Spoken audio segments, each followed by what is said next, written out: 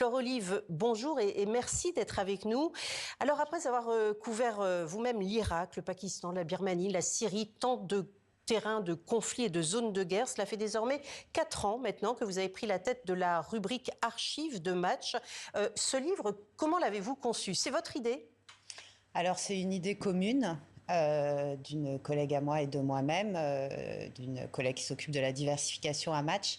Et effectivement, à force, pour la rubrique de me plonger dans les archives, je me suis dit qu'il serait bon de revenir sur le traitement des conflits dans Paris Match.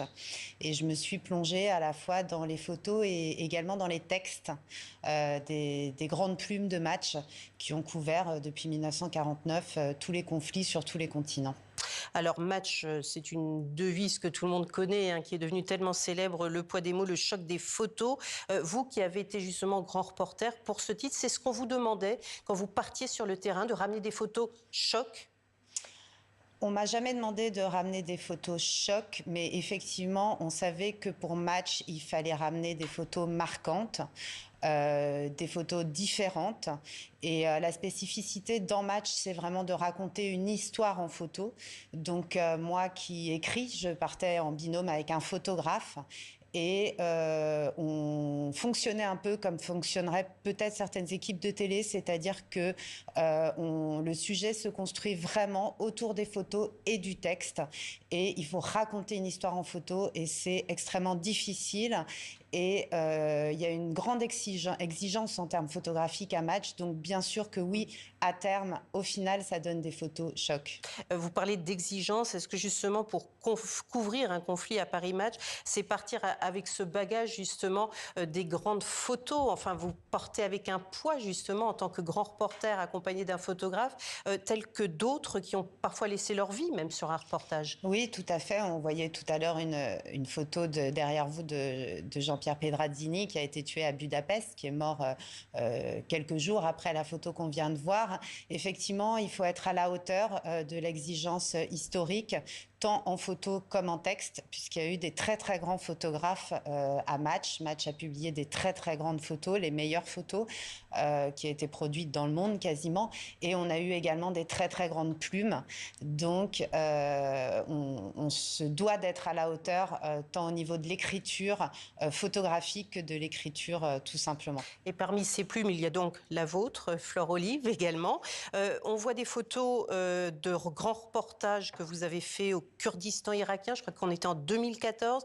Une Yézidi qui est prise, alors je ne sais pas si on la voit, prise de guerre finalement de l'État islamique. Vous pouvez nous la commander. On voit presque la frayeur dans le regard de cette Yézidi. Tout à fait, c'est une photo qui a été faite en novembre 2014, je crois, par Alfred Yagobzadeh, avec qui j'étais en reportage à ce moment-là. C'est une Yézidi dont on ne pouvait pas dévoiler l'identité, qui a fait partie de ces femmes esclaves de l'État islamique, comme on les a appelées à l'époque, qui a été enlevée, séquestrée, violée, utilisée comme objet sexuel par les djihadistes et qui a réussi à s'échapper.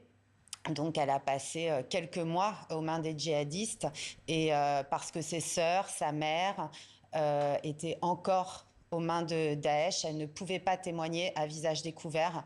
Donc ça a demandé beaucoup de travail pour le photographe de trouver des idées parce qu'elle souhaitait néanmoins témoigner. Pas forcément. Voilà. En 2017, 3 ans plus tard, vous êtes alors en Irak, à Mossoul. On va voir également une des photos choc qui accompagne votre grand reportage. Est-ce que vous pouvez nous la commenter ?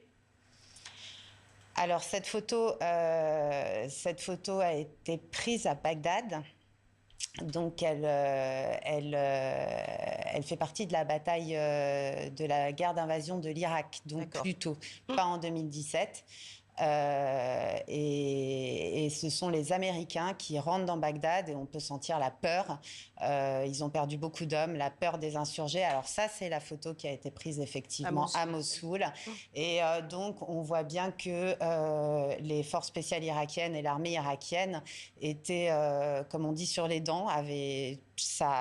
n'importe qui pouvait se faire exploser. Donc les civils, en fait, sortaient des maisons souvent en sous-vêtements, comme on le voit sur la Ici photo, à l'image. avec ici à l'image, pour montrer qu'il n'avait pas de ceinture d'explosifs et qu'il n'allait pas se faire exploser en tuant des militaires autour d'eux, ce qui s'est produit assez fréquemment. Est-ce qu'une photo peut faire, selon vous, infléchir un conflit en cours? Oui, je pense que certaines photos peuvent en tout cas donner à réfléchir, peuvent prouver des faits, en tout cas peuvent donner à voir des choses qu'on souhaiterait cacher et peuvent amener les forces en présence à réfléchir, peuvent amener les organisations internationales à réfléchir et peuvent parfois infléchir le cours d'un conflit, notamment parce que les opinions publiques peuvent s'en emparer et avoir leur mot à dire grâce à ça.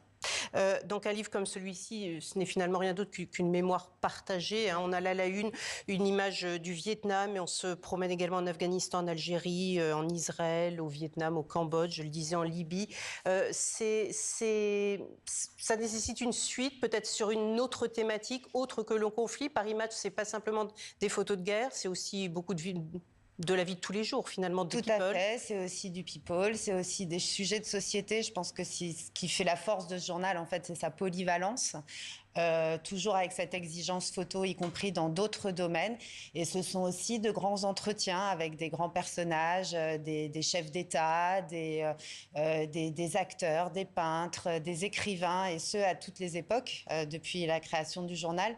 Donc oui, ça donne des idées pour d'autres projets de la même envergure. Et c'est pour cela sans doute que ça marche depuis 1949. Paris Match, merci beaucoup Flore Olive d'avoir été avec nous, grand reporter à Paris Match.